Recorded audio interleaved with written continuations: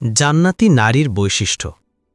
রাসূল সাল্লাল্লাহু আলাইহি ওয়াসাল্লাম নারীদের সতর্ক করে বলেছেন, হে নারীগণ, তোমরা দান সদাকা করো, বেশি বেশি করে আল্লাহ তাআলার কাছে ক্ষমা প্রার্থনা করো, কেননা আমি জাহান্নামে তোমাদের অধিক হারে দেখেছি।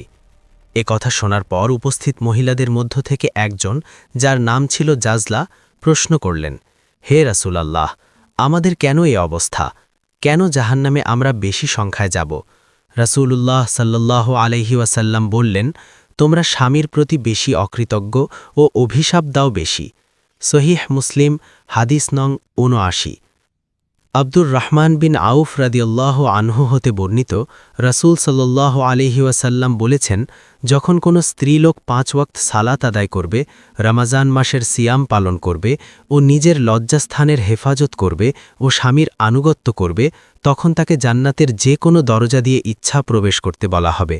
আহমদ, আবু নুআইম, মিশকাত, হাদিস ৩২৫৪।